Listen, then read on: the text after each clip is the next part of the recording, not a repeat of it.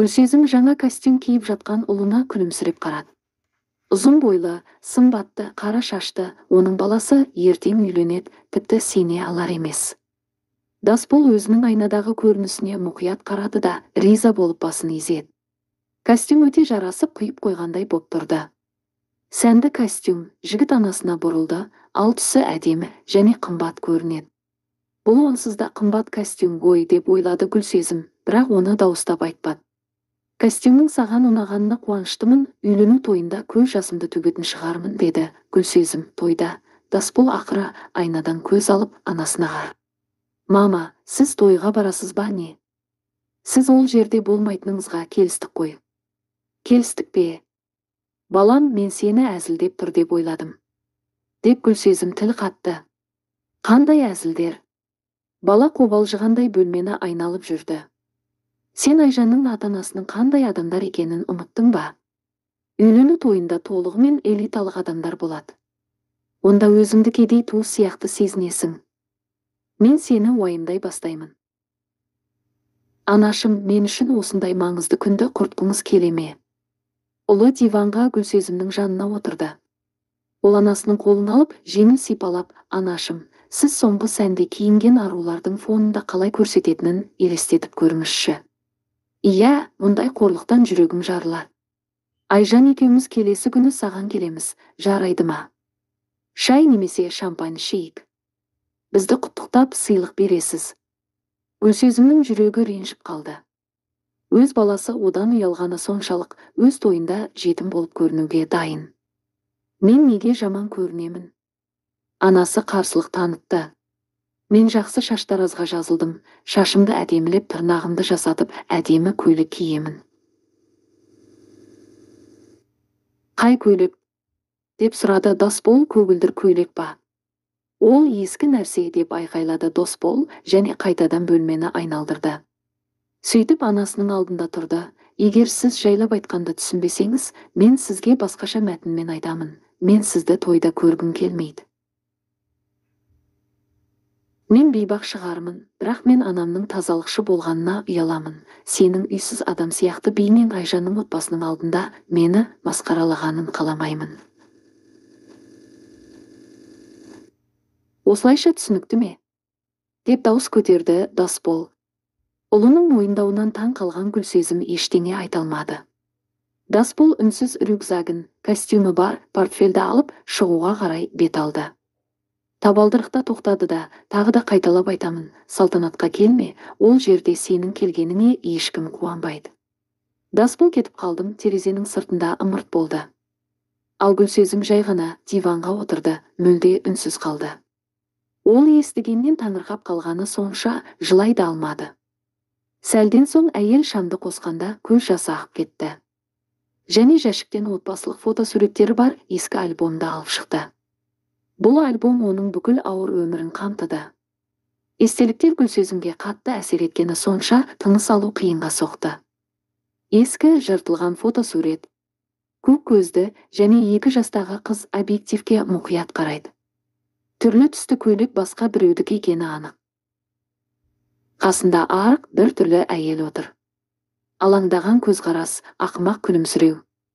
Тіпті нашар суретте әйелдің көңілді, шамалы ішімдік ішкен екенін көруге болады. Анасы атана құқығынан айырылған кезде Гүлсезім 2,5 жаста еді. Және ол қызының өмірінен бір жола жоғалып кетті.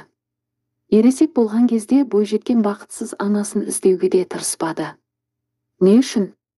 Топтық фото. Екінші қатарда алтын бұйралары бар 10 жасар Гүлсезім тұр. Сол жақтан 3-ші. Балалар үйіндегі өмір оңай болған жоқ.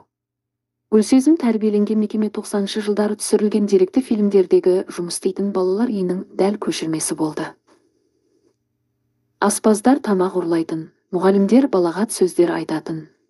Директорлар үлкен жастағы балаларды ғана жақтайтын.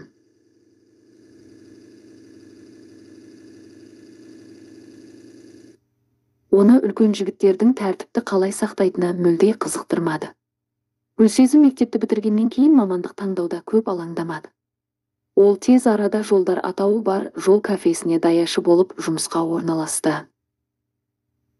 Жұмыс беруші аз ғана жалақы төледі, бірақ ең бастысы даяшының табысы клиенттердің даяшы үшін тастап кеткен қосымша ақшасынан келеді. Ал клиенттер әдемі, епті Гүлсезімге өте жомарт түрде берді. 12 сағаттық жұмыс ауысымы қатты шаршататын еді, бірақ қыз бұл үшін қатты алаңдата қоймады. Гүлсезім тәуелсіз өмірін өз қолына алуға міндетті болды. Оған коммуналдық пәтерден кейін жарық бөлме берілді, ал көршісі егде жастағы ерлі зайыптылар өте ақылды, тату жандар болып шықты. Гүлсезімнің аз да болса ақшасы болды. Сонымен қатар ол күтпеген жерден өзінің талантын ашты. Ол аз ақшаға әдемі, сәнді киіне алды.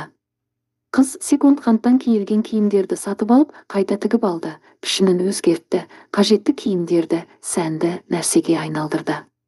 Жазғы жайлау. Гүлдер мен жапырақтардан тұратын үлкен гүл шоқтарын бақытты, күліп тұрған Гүлсезім жасыл шөпте отырды. Дәл осындай шоқ гүлдерін басына дөңгелетіп таққан қара шашты әдемі жігіт оны иығынан құшақтап отырды. Көптеген жылдар өтті, бірақ бұл фотоны көргенде Гүлсезімнің жүрегі әлі де қатты соғып кетті. Жаздың сол күні таңертең кафеде адамға толы болды. Гүлсезім шыдамсыз тұтынушыларға қызмет көрсетіп, қолтабағын алып залда айналып шықты.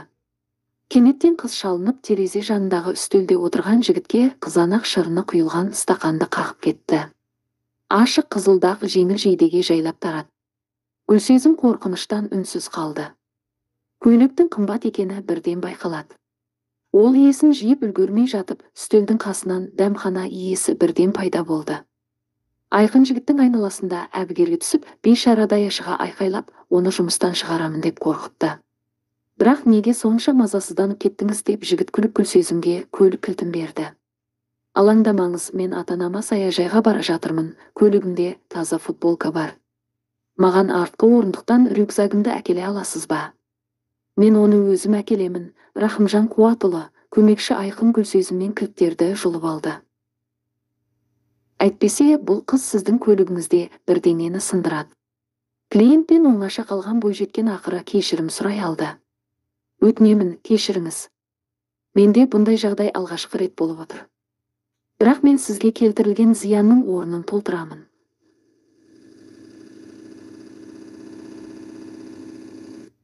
Сабыр ет, ешқандай зақым жоқ, уайымдайтын ештеңе жоқ. Айтпақшы, сіздің атыңыз кім? Гүлсезім. Ал мен Рахымжанмын деп оған қолын созды. Жауап ретінде бейтаныс адамның қолын ұстап, Гүлсезім бірінші рет оның бетіне қарауға батылы барды. Тартымды жігіт, ұзын бойлы, спорттық, сұр және сәл жымиған көз, жеңіл, сүйкімді күлімсіреу. Қожайыны клиентке рюкзагын әкеліп, оны ретке келтіруге болатын жерге алып барды. Гүлсезімнің жанынан өтіп бара жатып, Айқын мысқылмен сұрады, неге тұрмыз? Сіздің ауысымыңыз әлі аяқталды ма? Сүйіспеншілікке толы жұптан ақша алып жатқанда, артынан көңілді дауыс естіледі. Гүлсезім, маған 1 минут назар аудара аласыз ба деді Рахымжан. Гүлсезім бұрылды. Жаңа жейде киген Рахымжан бір үстелде отырды. Тапсырыс қабылдайсыз ба? Деді Рахымжан. Әрине, деді Гүлсезім. Әдемі Рахымжанға қызмет көрсету кезінде қыз өзін ыңғайсыз сезінді. Беттері жанып тұрды. Айқын жігітті есікке дейін шығарып салды.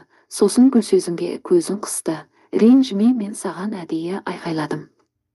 Әйтпесе күтпеген жерден көйлектің ақысын төлеуге мәжбүрлеу еді, ал ол сіздің жалақыңыздан қымбат. Бұл жігітті қайдан танисың? Бұл біздің әкімнің ұлы Рахымжан Қуатұлы, оны қаладағы барлық адам біледі. Кешке қарай Гүлсезім бірнеше сағатқа созылған күйбеңдіктен қатты шаршады. Және таңғы оқиға туралы ойлауды ұмытып кетті.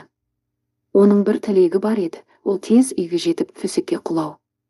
Сыртта әлдеқашан қараңғы болды. Автобусты қанша күтетіні белгісіз. Кенеттен кафеге жарық түсті.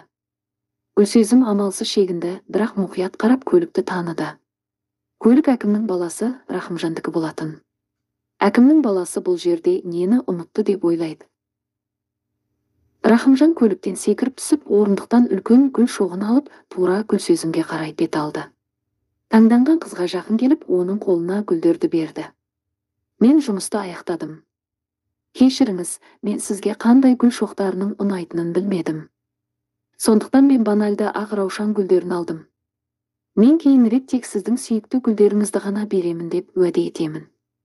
Кейін Даяшы әбден абдырап қалды. Не үшін?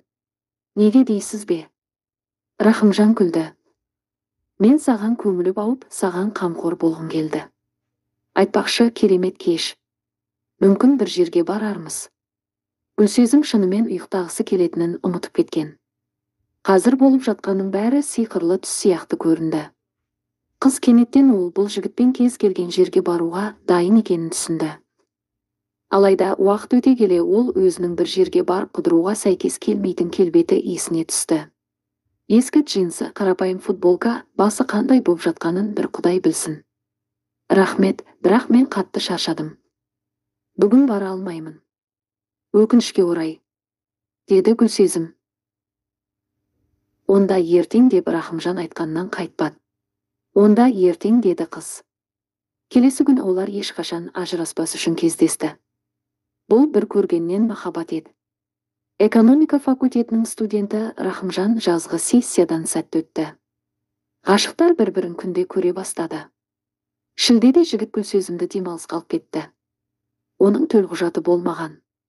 Сондықтан олар Алатауда сиқырлы 10 күн өткізді. Гүлсезім сүйіктісін университеттегі достарымен таныстырды. Көңілді топ олар жиі суға түсіп табиғат аясына барбекюге баратын. Бұл Гүлсезімнің өміріндегі ең жарқын, алаңсыз және ұмытылмас жаз болды. Ғашықтар үйлену тойы туралы айта бастады, бірақ күзде болашаққа арналған барлық қызғылт жоспарлар бір түнде бұзылды. Бір күні Рахымжанның немере туысы көшеде қарапайым киінген бейтаныс қызды Рахымжанның қасынан көрді. Осы сәттен бастап Гүлсезімнің өмірі тозаққа айналды.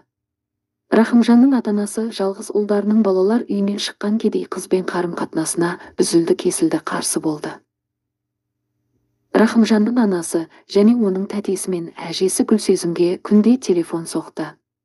Олар қызды балағаттап, қорқытып баласын қалдыруын талап еткен. Рахымжанның немере ағасы кафеге келіп, сол жерде де жан түршігерлік жанжал шығарды. Даяшының бетіне биік стақандағы сүт коктейлді төгіп жіберді. Үйлерінің кіреберісінде тұрған орындықта отыратын кемпірлер кейбір адамдардың бірнеше сағат бойы Гүлсезім туралы сұрап жатқанын айтты. Иә, жақында бір әйел келді деп растады пәтердегі көршісі Сырым Жалғасбайұлы. Егер сіздің нашақор, жеңіл мінезді қыз, маскүнем екеніңізді растасақ, ол қыз әйелім екеумізге жасақша ұсынатыны айтты. Мен ол әйелді сыртқа қуып шықтым. Гүлсезім Рахымжанның шетелге оқу мәселесі бойынша баруы шешіліп жатқанын біліп, ештеңе айтпады. Жігіт те қысымға ұшыраған сияқты, өйткені оның көзіне алаңдаушылық орнады. Кейде ол сүйіктісінің бетіне қадала қарады, бірақ оның нәзік күлімсірегенін көргенде ол жеңілдеп күрсінді. Рахымжан кеткеннен соң Гүлсезімнің пәтерінде телефон шырылдады. Бұл Қуат Байсалұлы, деді. Гүлсезім телефоннан ер адамның қатал дауысын естиді. Мен Рахымжанның әкесімін. Менің балам кетпей тұрып ажырасуым керек. Сізде басқа ер адам бар деп айтыңыз. Менің сөздерімді елемейтін болсаң, қатты өкінесің, деді де әкім жауап күтпестен телефонды қойды. Гүлсезім Рахымжан үшін өмірін беруге дайын болды. Ол қалайша қатты жақсы көретін адамын тастап кете алды. Оның ғашығы Лондонға ұшып кеткенде, қыздың айналасында оқиғалар ғарыштық жылдамдықпен бола бастады. Ол әлі күнге дейін қорқынышты кино ретінде есінде. Қала әкімінен пара алған Айқын кенет Даяшыны үлкен жетіспеушілікпен айыптады. Гүлсезімді қамауға алынды. Гүлсезім бастығының қиянатсыз әрекетіне қатты таңғалғаны сонша, іс тез арада сотқа жіберілген кезде сенімді қорғаушы жалдауға да мән бермеді. Ол көп ұзамай барлық шындықтың ашылатынына және бұл қорқынышты айыптардың алынып тасталатынына күмәнданбады. Сот процесі өте тез болды. Қызға мемлекет берген адвокат сот процесінде барынша қорғауға тырысты, бірақ прокурор барын салып қатты әрекет етті. Күн сайын Гүлсезім Рахымжанның келіп, оны құтқаруын күтті. Браның дос қызы Рахымжанның Англияда оқуын жаларуға қалғанын естігенін айтты. Гүлсезімді сот 3 жылға соттады. Ол өзінің аяғы ауыр екенін тек түрмеде ғана білді. Түрмеде әйелдер аймағында болған уақытын Гүлсезім еске алуға тыйым салды. Бұл өте ауыр болды. Үмітсіз күй кешкен ол отбасылық альбомды парақтауға асықты. Қара шашты, боз көзді сәби. Гүлсезім суретті ақырын сипады. Оның ұлы қандай жұмсақ және ақылды кішкентай жігіт еді.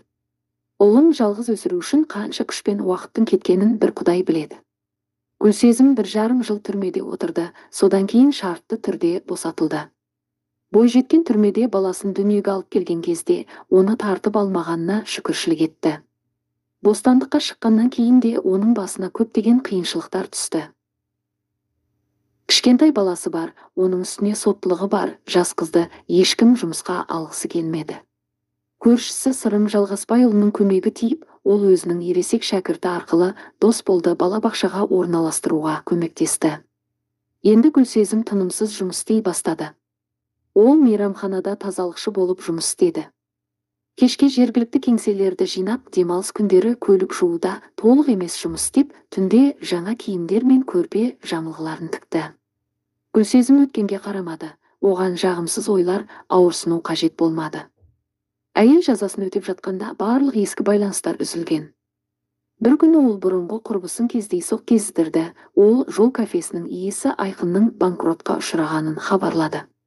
Рахымжанның әкесі Қуат Мырзаның қызметі көтеріліп, отбасымен Астанаға көшіп кеткендігін, ал ұлы 1 жыл бұрын астаналық аруға үйленгендігін айтты. Марина түні бойы жылап көз жасын сүртіп, мейрамханаға еден жууға кетті. Ол ұлын тәрбиелеуге мәжбүр болды. Енді бұл оның жалғыз уайымы мен қуанышы. Терезенің сыртында жарық түсе бастады. Гүлсезім шынымен альбом қарап түні бойы отырғаны ма? Ол төсекке жатты, бірақ ұлы туралы ойлар оны ұйпады. Ол әрқашан оны қымбат ойыншықпен, дәмді тағаммен және сәнді жаңа киіммен қуантуға тырысты.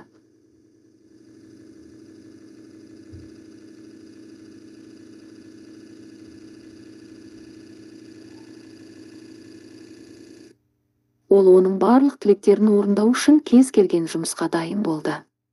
Мүмкіндігінше, әрине. Егер Досболға жаңа гаджет керек болса, ол бірден анасына айтатын. Анасы қажетті қаражатты тауып беретін. Тіпті таба алмай жатса, тағы бір мекемеде еден жуушы болып жұмысқа кіріп алатын. Әрине, Досболдың мұндай сезімсіз эгоист болып өсуіне Гүлсезімнің де кінәсі бар. Ол оған ешқашан шаршағанына шағымданбады. Ешқашан денсаулығына байланысты демалыс алмады, және кешкі ас кезінде оған ең дәмді тағамдарды ұсынатын.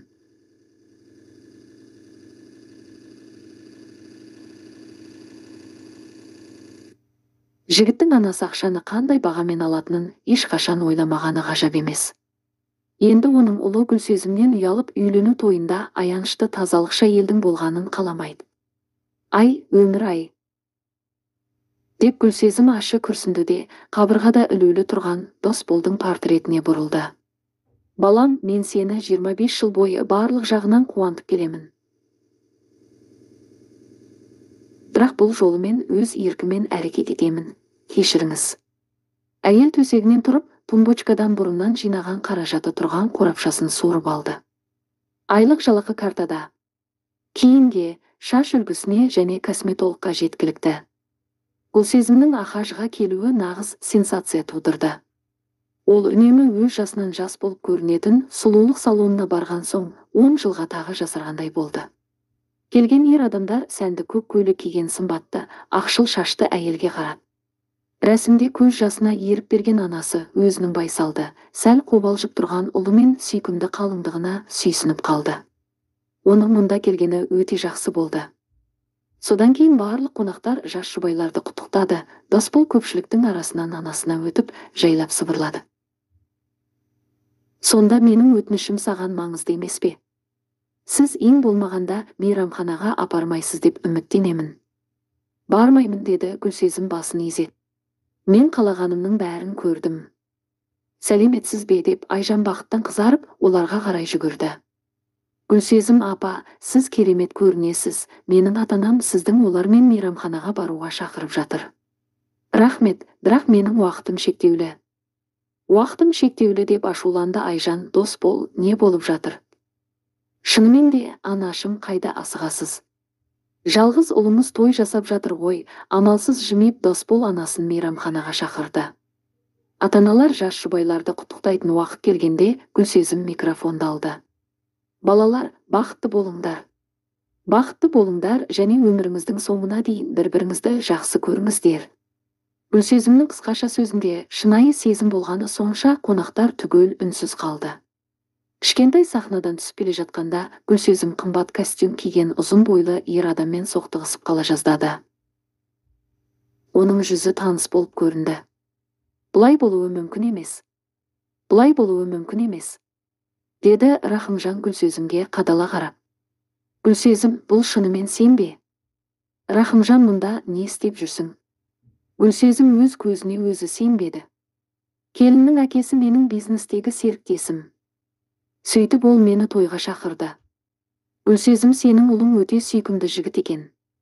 Рахымжан уайымдап Гүлсезімнің қолынан ұстады. Мүмкін терезе жаққа барып сөйлесерміз. Әйелсіз жалғыз келдің ба? Менің ажырасқаныма 10 жыл болды. Балалар жоқ. Олар 1 сағат сөйлесті.